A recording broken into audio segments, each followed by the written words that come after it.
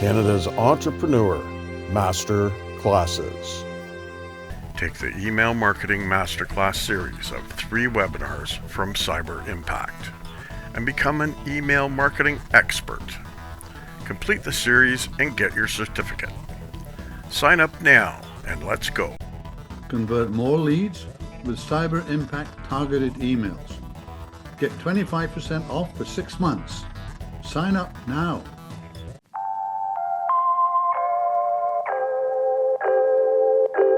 Hi everyone, and welcome to today's Masterclass. My name is Ryan Prudhomme, Channel Partner Manager over at Cyber Impact, and today we're going to go over email marketing compliance. Stay legal, stay effective. So on today's agenda, why is it important on the company level and for the KPIs? What are the laws affecting email marketing? The different acts and laws across the country, CASL legislation, and finally conclusion and next steps. So why is it important to stay legal and compliant? So at the company level, a 2020 survey by the Office of the Privacy Commissioner of Canada found that 92% of Canadians expressed some level of concern about the protection of their privacy. And 74% said they would choose not to do business with a company that does not adequately protect their personal information. So if you stay compliant, you avoid hefty penalties, you protect your reputation, you enhance customer relationships, you mitigate legal risks, and stay competitive and credible. For the email marketing KPI level, according to the Data and Marketing Association, organizations that prioritize compliance and transparency in their email marketing see 20% higher engagement rates compared to those who do not. So this will improve your email deliverability rates, you're going to get higher engagement metrics, you're going to reduce the number of unsubscribe and complaint rates, better customer retention, and accurate data analysis.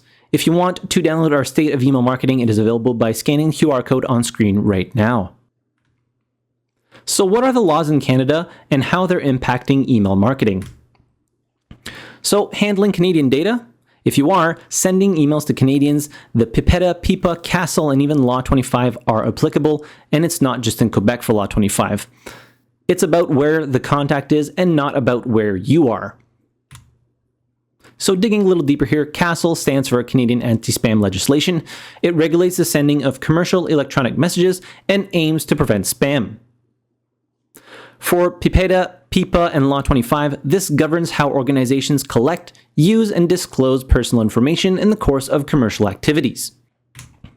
So here's a little chart of when those different acts and laws were made applicable. So for CASL, it was on July 1st, 2014, and it regulates the sending of commercial electronic messages in Canada, requiring consent, identification, and an unsubscribe mechanism to combat spam. Who is it applicable to? Applicable for all provinces and territories, and the penalties is up to $10 million. For PIPEDA, it was made applicable on January 1st, 2004. It governs how private sector organizations in Canada collect, use, and disclose personal information in the course of commercial activities, ensuring individuals' privacy rights. It's applicable for all provinces and territories, and the fines are up to $10 million or 3% of your global revenue. For PIPA BC and PIPA Alberta, they were made applicable as of January 1st, 2004, and it's a provincial law that regulates the handing of personal information by private sector organizations with a focus on consent and reasonable use. It overrides the PIPEDA for intra-provincial activities, and the penalty is up to $100,000. For Law 25, that is newer, so it was made effective as of September 22nd, 2024. So Quebec's modernized privacy law that strengthens individual rights and organizational responsibilities for protecting personal information, aligning closely with global standards like GDPR. It overrides the PIPEDA for intra-provincial activities, and the penalty is up to $10 million or 2% of your global revenue. One important thing to note, if your organization handles personal information from consumers in Quebec, British Columbia, or Alberta, you must comply with the respective privacy laws, Law 25 in Quebec, PIPA in BC, and in Alberta, regardless of where your business is based. Other laws that can impact you are the CAN-SPAM Act for the US, GDPR for Europe, the Provincial Consumer Protection Laws, Canada's Competition Act, Personal Health Information Protection Act in Ontario, and other variations. So a quick look at the PIPEDA, PIPA, and Law 25, Canadian privacy laws for data protection. So the PIPEDA, where is it applicable? Across Canada. The consent, express and implied. The rights, it grants rights to access, correct, and withdraw consent for personal information. And the data breach, it is mandatory to report to the Office of the Privacy Commissioner of Canada and affected individuals if there's a real risk of significant harm. For PIPA BC, applicable in BC, consent, express, and implied. The rights, it's similar to PIPEDA, and the notification of breaches is encouraged but not mandatory for organizations. PIPA Alberta, in Alberta, consent, express, and implied, it's similar to PIPEDA, and there is a mandatory breach notification if there's a real risk of significant harm. Law 25 in Quebec, the consent is express. The rights, it expands rights to include access, correction, deletion, the right to be forgotten, and data portability. There is a mandatory breach notification if a risk of serious harm exists. So moving on to the next part of these acts and laws. So enforcement and penalties. For PIPEDA, is it enforced by the Office of the Privacy Commissioner? Fines and penalties can be imposed by the federal court. PIA, so Privacy Impact Assessment, which analyzes the privacy risks and ensures compliance for new projects or system. For the PIPEDA Act, it is not explicitly required, but considered a best practice. For the data portability, there's no explicit provision for data portability. It will change with Bill C-27. And the right to be forgotten, there's no explicit right to be forgotten. For PIPA BC, it's also enforced by the Office of the Information and Privacy Commissioner for BC, and penalties include fines for non-compliance. PIA, not required by law, but recommended as best practice. Data portability, same thing as before. There's no specific provision for data portability. That might change with Bill C-27. Right to be forgotten, no explicit right to be forgotten, though data retention is limited to necessary purposes. For PIPA Alberta, enforced by the Office of the Information and Privacy Commissioner for Alberta, with similar penalties to BC PIPA. Convert more leads with Cyber Impact targeted emails. Get 25% off for 6 months. Sign up now. It's not required by law, but recommended as a best practice to perform a PIA. There's no specific provision for data portability. That'll change with BC 27. And there's also no explicit right to be forgotten, similar to BC PIPA's retention limitations. For Law 25, now that is the most aggressive one. It introduces significant fines up to $25 million or 4% of global turnover, whichever is higher, with stronger enforcement by Quebec's privacy regulator. For PIAs, it is mandatory for projects involving high-risk processing, especially with new technologies. Data portability, it includes a right to data portability, allowing individuals to transfer their personal information to another organization. And as for the right to be forgotten, it provides the right to request deletion of personal information under certain conditions. In terms of accountability and governance, PIPEDA requires organizations to implement policies and procedures to protect personal information, appointing a privacy officer. International data transfers, it permits international data transfers, but organizations must ensure adequate protection of personal information. For PIPA BC, it requires organizations to appoint a person responsible for compliance with PIPA and implement appropriate security measures. There's no specific rules for international transfers, but general principles of protection apply. For PIPA Alberta, it requires organizations to appoint a person responsible for compliance with PIPA and implement appropriate security measures. There's also no specific rule for international transfers, but general principles of protection apply. Finally, for Law 25, there's stronger accountability measures, including the appointment of a data protection officer and conduct privacy assessments. And it requires organizations to ensure adequate protection for data transferred outside of Quebec with stricter conditions. As a note, Bill C-27, this will be the updated PIPEDA by enhancing individual privacy rights, imposing stricter consent and data protection requirements, and establishing a new tribunal with the authority to impose significant fines for non-compliance. CASL, Canadian Anti-Spam Legislation. So what is it for? CASL is a federal law designed to protect Canadians from unsolicited commercial electronic messages, CEMs, from here on out, such as emails, text, and social media messages, and to deter harmful online activities like phishing, malware, and identity theft. Key points, so there's a consent requirement. Businesses must obtain explicit, opt-in, or implied consent from recipients before sending CEMs.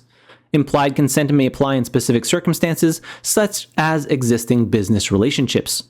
2. Identification information. Every CEM must clearly identify the sender and, if applicable, the person or organization on whose behalf the message is sent. Contact information, including a valid physical address, must be provided. Key point number 3. Unsubscribe mechanisms. CEMs must include a clear and simple way for recipients to unsubscribe from future messages, and it needs to stay valid for 60 days. The unsubscribe request must be processed within 10 business days. Number 4, ensure message content compliance. So the CEM must not include false or misleading subject lines or sender information. The message must also be relevant to the recipient if relying on implied consent. Number 5, you must keep records of consent. Maintain records of all forms of consent, express and implied, to demonstrate compliance if needed, how you got the consent, when, and why. Number 6, penalties for non-compliance. Violations of CASL can result in significant fines, up to $1 million for individuals and $10 million for businesses per violation. So what is the difference between the two types of consent? Implied, it can be assumed based on an ongoing business relationship, and express, explicitly given by the recipient. So here are a few types of implied consent. So if somebody made a purchase from your business, you have 2 years to communicate with them from their last purchase date or the end of the contract. Inactive clients, from the end of the contract, you have 2 years to communicate with them. If somebody requested an information request on your website, you have 6 months from the date it was requested. For business cards, there is no expiration date, but the content that you're sending them must be related to their company's industry or the person's role. You also have one specified for association members, so all contacts listed in this group are members of your association, and the expiration is 2 years from the end of their date of subscription. Employees, that is considered implied consent, so it's a list of all the currently employed people in your company. There's no expiration. On the last day of work of the employee, you must remove them from your list. So for express consent, it remains valid until withdrawn, or if the relationship or purpose changes significantly. So opt in via a subscription form on a website, for example, via template or consent block to ask people that had implied consent to give you express consent. So you can give express consent, it can be selected during contact addition or modification. You confirm that all contacts subscribed to this list have provided express consent to receive your emails, and you have proof of this consent, example via a paper form that somebody filled out, and check the box. So for the purchased email lists, you obtain an email address list from a vendor who attests that each person on this list has given their express consent to receive promotional emails from partners. And for contest participants, it's a list of contest participants who checked a box confirming the desire to receive your promotional emails and signed this attestation. So what are the advantages and disadvantages of both types of consent? So for implied, ease of implementation, maintenance of existing relationships, and potential for customer expansion. The disadvantages are legal risks, low engagement, spam, complaints, and email deliverability. For express consent, the advantage is you're complying with data privacy laws, increased recipient engagement, enhanced trust, improved KPI and deliverability, and the disadvantages, additional effort to obtain that explicit permission. So real-world examples, just to scare you a bit. Home Depot's data sharing with Meta. In 2023, Home Depot of Canada was found to have shared customers' personal information with Meta without proper consent. Customers who provided their email addresses for e-receipts had their purchase details shared with Meta for ad targeting purposes. The Office of the Privacy Commissioner of Canada deemed this a violation of PIPEDA due to inadequate consent mechanisms. Another one is CompuFinder's $1.1 million penalty. So in 2015, CompuFinder, a Quebec-based company, was fined $1.1 million for sending unsolicited emails without recipients' consent and lacking a functional unsubscribe mechanism. And last, we have Porter Airlines with their $150,000 penalty. The airline sent commercial electronic messages without proper consent and failed to include a clear and functional unsubscribe mechanism in some emails. Additionally, certain messages lacked complete contact information, making it difficult for recipients to identify the sender. Porter was also unable to prove that it had obtained valid consent for all the email addresses contacted. So in conclusion, what's next? Well, review your compliance. So for CASL, review consent mechanisms, examine CEM content, check record keeping, assess unsubscribed processes, audit data collection practices, review privacy and security measures for PIPEDA. For PIPEDA, PIPA, and Law 25, review your privacy policies, examine data collection and use practices, check data accuracy, evaluate data security measures, assess data retention and disposal, review accountability measures, appoint a privacy officer if not done, examine third-party agreements, and audit complaint handling procedures.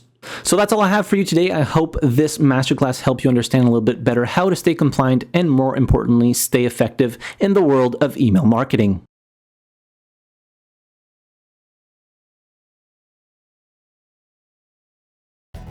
Convert more leads with Cyber Impact targeted emails. Get 25% off for 6 months. Sign up now.